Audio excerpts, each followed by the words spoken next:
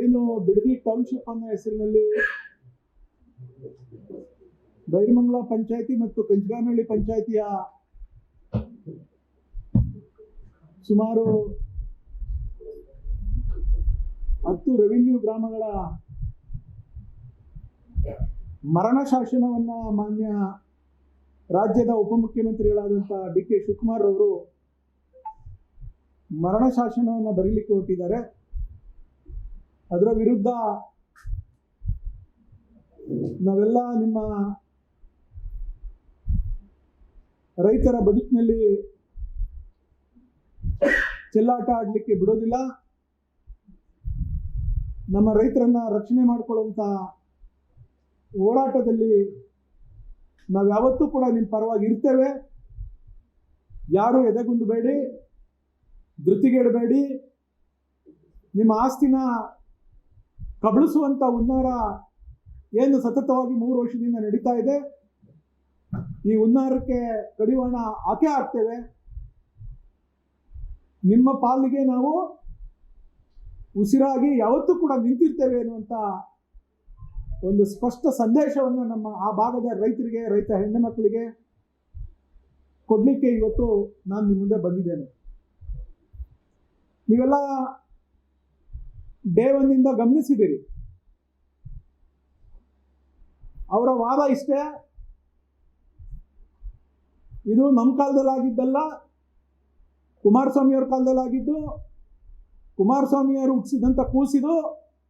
ಆ ಕೂಸಿಗೆ ಪೋಷಣೆ ಮಾಡ್ತೀವಿ, ಹಾಲು ಉಣಿಸ್ತೀವಿ, ಹೆಸರಿಡ್ತೀವಿ ಅಂತೇಳಿ ಹೊರಟಿರ್ತಕ್ಕಂಥದ್ದು ತಾವೆಲ್ಲ ಗಮನಿಸಿದ್ದೀವಿ. ಅವ್ರಿಗೆ ಯಾರ್ದೋ ಹೆಸರು ಮೇಲೆ, ಕುಮಾರಸ್ವಾಮಿಯವರಲ್ಲ, ಆ ಜಾಗದಲ್ಲಿ ಆ ಪಕ್ಷದ ಯಾರಾದರೂ ಒಬ್ರು ಇದ್ದಿದ್ರು ಕೂಡ ಅವ್ರ ಹೆಸರು ಹೇಳಿಕೊಂಡು ಈ ಆಸ್ತಿಗಳನ್ನ ಲಪಟಾಯಿಸೋದು, ಈ ಯೋಜನೆನ ತಮ್ಮದಾಗಿಸ್ಕೋಬೇಕು ಅನ್ನುವಂಥ ಚಿಂತನೆ ಅವ್ರ ತಲೆಯಲ್ಲಿ ಏನು ಬಂದಿದೆ, ಅದನ್ನ ಅವರು ಮಾಡಲಿಕ್ಕೆ ಹೊರಟಿರ್ತಕ್ಕಂಥದ್ದು. ನಾನು ಇಷ್ಟೇ ಸ್ಪಷ್ಟನೆ ಕೊಡ್ತೀನಿ. ಸನ್ಮಾನ್ಯ ಉಪಮುಖ್ಯಮಂತ್ರಿಗಳಾದಂಥ ಡಿ ಕೆ ಶಿವಕುಮಾರ್ ಸಾಹೇಬ್ರೆ, ಕುಮಾರಸ್ವಾಮಿಯವರು ಚರ್ಚೆ ಮಾಡಿ, ಪಂಥಾಹ್ವಾನ ಮಾಡಿ ಬರಬೇಕು ಅಂತೇಳಿ ನೀವು ಮಾಧ್ಯಮದಲ್ಲಿ ಹೇಳ್ತೀರಿ. ನಿಮ್ಮನ್ನ ಹೋರಾಟ ಶುರುವಾಗಿ 447ನೇ ದಿವಸ ಆಗಿದೆ, 435 ದಿವಸ ಆಗಿದೆ. 435 ದಿವಸದಿಂದಲೂ ಕೂಡ ಆ ರೈತ ಹೋರಾಟಗಾರರು, ನಿಜವಾದ ರೈತರು, ನಿಜವಾದ ಬೇಸಾಯ ಮಾಡಿಕೊಂಡು ಆಸ್ತಿ ಉಳ್ಳಂಥವ್ರು, ತಲತಲಾಂತರದಿಂದ ಅವರು ಪಿತ್ರಾರ್ಜಿತ ಆಸ್ತಿಯನ್ನು ರಕ್ಷಣೆ ಮಾಡ್ಕೊಂಡು ಬಂದಿರತಕ್ಕಂಥವ್ರು, ದಿನ ಅವರು ಜಮೀನಲ್ಲಿ ಬೆವರು ಸುರಿಸಿ ದುಡಿದು ರೇಷ್ಮೆ ಬೆಳೀತಾ ಇರ್ತಕ್ಕಂಥವ್ರು, ಹೈನುಗಾರಿಕೆ ಮಾಡ್ತಾ ಇರ್ತಕ್ಕಂಥವ್ರು, ತರಕಾರಿ ಬೆಳೀತಾ ಇರ್ತಕ್ಕಂಥವ್ರು, ತೆಂಗು ಮಾವು ಬಾಳೆ ಬೆಳೀತಾ ಇರ್ತಕ್ಕಂಥವ್ರು ನಿನ್ನ ಕೂಗಿ ಕರೀತಾ ಇದ್ದಾರೆ. ಬನ್ನಿ ಸ್ವಾಮಿ, ನೀವು ಕನಕಪುರದ ಮಗ, ಪಕ್ಕದ ಕೂಗಳತೆ ದೂರದಲ್ಲಿದ್ದೀರಿ, ನೀವು ಇವತ್ತು ಬೆಂಗಳೂರಿಗೆ ಹೋಗಿ ನೀವು ಸೆಟ್ಲ್ ಆಗಿರ್ಬೋದು, ಬನ್ನಿ ನಮ್ಮ ಕಷ್ಟ ನೋಡಿ, ಬನ್ನಿ ನಮ್ಗೆ ಏನೈತೆ ಅಂತ ಕಷ್ಟ ಸುಖ ಕೇಳಿ ಅಂತ. ನಿಮ್ಗೆ ಇವತ್ತು ಕುಮಾರಸ್ವಾಮಿ ಅವ್ರು ಕರಿಬೇಕಾ ಸಾಹೇಬ್ರೆ, ಅಥವಾ ನಿಖಿಲ್ ಕುಮಾರಸ್ವಾಮಿ ಅವ್ರು ಕರಿಬೇಕಾ, ಅಥವಾ ದೇವೇಗೌಡರು ಕರಿಬೇಕಾ, ಅಥವಾ ಆರ್ ಅಶೋಕ್ ಅವ್ರು ಕರಿಬೇಕಾ? ನಿಮ್ಮ ಆ ರೈತ ಹೆಣ್ಣು ಮಕ್ಕಳ ಕೂಗು ನಿಮ್ಮ ಕಿವಿಗೆ ತಟ್ಟಲಿಲ್ವೇ? ಅವ್ರಿಗೆ ಮಾನ್ಯತೆ ಇಲ್ವೇ? ಆ ರೈತ ಹೆಣ್ಣು ಮಕ್ಕಳಿಗೆ ಗೌರವ ಇಲ್ವೇ? ಉಡಾಫಿಯಾಗಿ ಮಾತಾಡ್ತೀರಾ ಸ್ವಾಮಿ, ಉಡಾಫಿಯಾಗೆ. ನೀವು ಮೊನ್ನೆ ದಿವಸ ಕರೀತೀರಿ, 10 ರಿಂದ 15 ಜನ ಮಾತ್ರ ಬರಬೇಕು ನೀವು, ಆದ್ರೆ ನಿಮ್ಗೆ ಅವಕಾಶ ಕೊಡ್ತೀನಿ ಅಂತ ಪೊಲೀಸ್ನವ್ರ ಕೈಲಿ ಹೇಳಿಸ್ತೀರಿ. ಎಲ್ಲ ನನ್ನ ರೈತರು ನನ್ನ ಹತ್ರ ಬಂದು ಕೇಳ್ಕೊಂಡ್ರು, ಹೋಗದೆ ತಪ್ಪು ಮಾಡ್ಬಿಟ್ಟಿರಿ, ಕೇಳ್ಕೊಳ್ಳಿ, ಒಂದು ಮೆಮೊರಾಂಡಮ್ ರೆಡಿ ಮಾಡ್ಕೊಂಡು ಹೋಗಿ.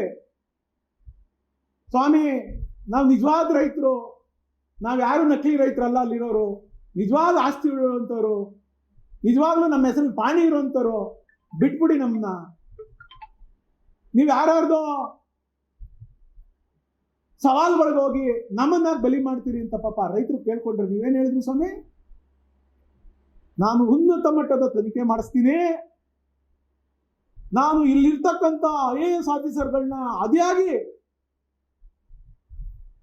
ಸೀನಿಯರ್ ಆಫೀಸರ್ಸ್ಗಳನ್ನ ಕಳಿಸ್ತೀನಿ, ನಾನು ಇನ್ನೊಂದ್ಸರಿ ಕೂಲಂಕುಷವಾಗಿ ಯೋಚನೆ ಮಾಡ್ತೀನಿ ಅಂತ ಹೇಳಿ ಅವ್ರಿಗೆ ಭರವಸೆ ಕೊಟ್ಬಿಟ್ಟು ಅದರ ಮಾರನೆಗೆನೆ ನೀವು ನಿಮ್ಮ ಪಟಾಲಂಗಳನ್ನೆಲ್ಲ ಕರ್ಸ್ಕೊಬಿಟ್ಟು ಜೈಕಾರ ಹೊಡಿಸ್ತೀರಾ? ಬಾಲಕೃಷ್ಣನ ಜೊತೆಲಿ ಕುಡಿಸ್ಕೊಂಡು ಜೈಕಾರನ ಏನು ಉಬ್ಕೊಂಡು ಮಾತಾಡ್ತೀರಾ ಸ್ವಾಮಿ? ಬಂದು ಹೇಳಿ ಸ್ವಾಮಿ, ಇಲ್ಲಿ ಸಾಹೇಬ್ರೆ ಬಂದು ಬೈರ್ಮಂಗ್ಲ ಸರ್ಕಲ್ ಅಲ್ಲಿ ನಿಂತ್ಕೊಂಡು ನಿಮ್ ದಂಡು ದಾಳಿ, ನಿಮ್ ಪೊಲೀಸು, ನಿಮ್ ಅಧಿಕಾರಿಗಳು ಎಲ್ಲರೂ ಕರ್ಕೊಬಂದು ಇಲ್ಲಿ ಮಾತಾಡಿ ಸ್ವಾಮಿ. ಅಲ್ಲೆಲ್ಲ ನಿಮ್ ಕ್ವಾರ್ಟರ್ಸ್ ಎಲ್ಲೋ, ಅಲ್ಲೆಲ್ಲ ನಿಮ್ ಕಾಲೇಜಲ್ಲೋ ಡೋರ್ ಹಾಕೊಂಡು ಯಾಕೆ ಮಾತಾಡ್ತೀರಿ? ಇಲ್ಲಿ ಮಾತಾಡಿ, ನಾವು ಬರ್ತೀವಿ, ನಾವು ಬಂದು ಕೈ ಕಟ್ಕೊಂಡು ನೋಡ್ತಾ ಇರ್ತೀವಿ. ನಮ್ಮ ಸಾಹೇಬ್ರು ಬಂದವ್ರೆ, ಏನ್ ಮಾತಾಡ್ತಾರೆ, ಏನ್ ಕೇಳ್ತಾರೆ, ನ್ಯಾಯ ಮಾಡ್ತಾರ ಅನ್ಯಾಯ ಮಾಡ್ತಾರ ಅಂತ ನಾವು ಬಂದು ಕೇಳ್ತಾ ಇರ್ತೀವಿ. ಆ ಕೆಲಸ ಮಾಡಿ ಸ್ವಾಮಿ, ಇದೆಲ್ಲ ಮಾಡೋದು. ಯಾವ್ದೇಳಿ ಮನೆ ಕ್ವಾರ್ಟರ್ಸ್ ಕರ್ಸ್ಕೊಂಡು ಅಲ್ಲಿ ಜೈಕಾರ ಹೊಡ್ಸ್ಕೊಬಿಟ್ಟು ಅಲ್ಲಿ ಎಲ್ಲಾರ್ಗು ಹೇಳಿ ಅಂತ ಹೇಳಿ ನಿಮ್ದು ತಂತ್ರಗಾರಿಕೆ ಎಲ್ಲ ಗಮನಿಸ್ತಾ ಇದೆ. ವಿರೋಧ ಮಾಡೋರು 10-15 ಜನ ಅವ್ರೆ, ಪರವಾಗಿರೋ 100 ಜನ ಅವ್ರೆ ಅಂತೇಳಿ ನೀವು ವಿಡಿಯೋ ಮಾಡಿ ಡಾಕ್ಯುಮೆಂಟೇಶನ್ಗೆ ನೀವು ಕರ್ಸ್ಕೊಂಡು ಈ ಅವತಾರಗಳೆಲ್ಲ ಹಚ್ತಿರಲ್ಲ, ನೀವು ಬಾಲಕೃಷ್ಣ ಅವರು, ಈ GBD ಅವರೆಲ್ಲ ಸೇರ್ಕೊಂಡು ನಮ್ಗೇನು ಗೊತ್ತಿಲ್ಲ ಅನ್ಕೊಂಡಿದ್ದೀರಾ? ನಿಮ್ ಧೈರ್ಯ, ನಿಮ್ ತಾಕತ್ತು, ನಿಮ್ ಸಾಹಸ, ನಿಮ್ಮ ಪೌರುಷ ಎಲ್ಲ ಬೈರಮಂಗಲ ಸರ್ಕಲ್ ಅಲ್ಲಿ ತೋರಿಸ್ಬೇಕು ಸ್ವಾಮಿ, ಅಲ್ಲ ಬೆಂಗಳೂರಿನಲ್ಲ ತೋರಿಸೋದು. ನಾವು ಹೋಗಿದ್ದೀವಿ, ಕುಮಾರಸ್ವಾಮಿ ಅವ್ರು ಬಂದವ್ರೆ, ನಿಖಿಲ್ ಕುಮಾರಸ್ವಾಮಿ ಬಂದವ್ರೆ, R ಅಶೋಕ್ ಬಂದವ್ರೆ, ಡಾಕ್ಟರ್ ಮಂಜುನಾಥ್ ಬಂದವ್ರೆ, ಹಲವಾರು ರೈತ ಪರ ಸಂಘಟನೆಯ ನಾಯಕರುಗಳು ಬಂದವ್ರೆ, ಕನ್ನಡ ಪರ ಸಂಘಟನೆಯ ನಾಯಕರುಗಳು ಬಂದವ್ರೆ, ಚಿಂತಕರು ಬಂದವ್ರೆ, ಕವಿಗಳು ಬಂದವ್ರೆ, ಪ್ರಜ್ಞಾವಂತರು ಬಂದಿದ್ದಾರೆ, ಬುದ್ಧಿಜೀವಿಗಳು ಬಂದಿದ್ದಾರೆ. ಅಲ್ಗೆ ಇವರೆಲ್ಲರಿಗಿಂತ ದೊಡ್ಡವರ ನೀವು? ಮರಣ ಶಾಸನವನ್ನ ಬರೀಲಿಕ್ಕೆ ಹೊರಟಿದ್ದೀರಿ ಅಂತ ಹೇಳ್ತೀರಲ್ಲ, ಬರೀತೀರ ಮರಣ ಶಾಸನನ ನಮ್ಮ ರೈತರ ಎದೆ ಮೇಲೆ?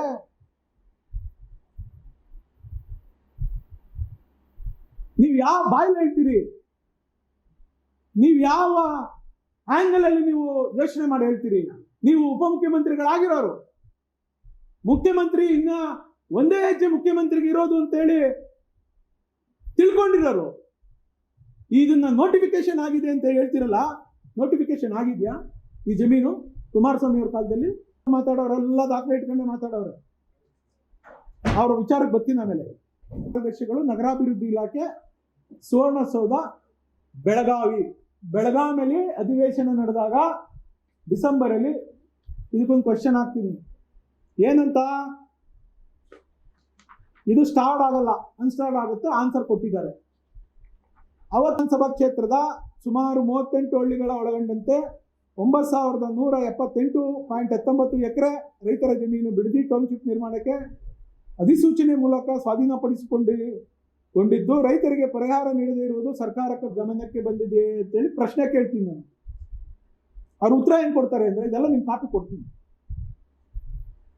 ಸರ್ಕಾರದ ಆದೇಶ ಸಂಖ್ಯೆ ಸೋನ್ಸೋ 18/2006 ಬೆಂಗಳೂರು ಮಹಾನಗರ ಪ್ರದೇಶ ಅಭಿವೃದ್ಧಿ ಪ್ರಾಧಿಕಾರದ ವತಿಯಿಂದ ಬಿಡದಿ, ಸಾತ್ನೂರು, ನಂದಗುಡಿ, ರಾಮನಗರ ಮತ್ತು ಸೋಲೂರು ಸೇರಿದಂತೆ 5 ಸಮಗ್ರ ಉಪನಗರಗಳನ್ನು ಅಭಿವೃದ್ಧಿಪಡಿಸಲು ಹಾಗೂ ಈ ಪೈಕಿ ಮೊದಲಿಗೆ ಬಿಡದಿ ಸಮಗ್ರ ಉಪನಗರ ಯೋಜನೆಯನ್ನು ಪ್ರಾಯೋಗಿಕವಾಗಿ ಅಂದ್ರೆ ಪೈಲಟ್ ಪ್ರಾಜೆಕ್ಟ್ ಆಗಿ ಟೌನ್ಶಿಪ್ ಆಗಿ ಅಭಿವೃದ್ಧಿಪಡಿಸಲು ಸರ್ಕಾರ ಅನುಮೋದನೆ ನೀಡಲಾಗಿರುತ್ತದೆ.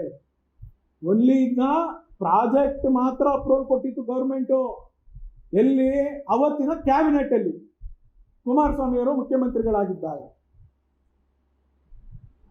ಮುಂದುವರಿದು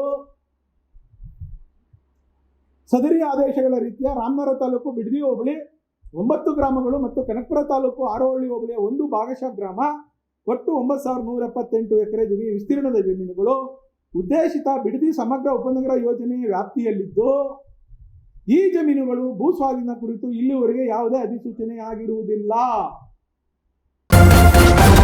ನ್ಯೂಸ್ ಫಸ್ಟ್ ನಿರ್ಭೀತಿಯಿಂದ ನಿಮ್ಮ ಪರವಾಗಿ.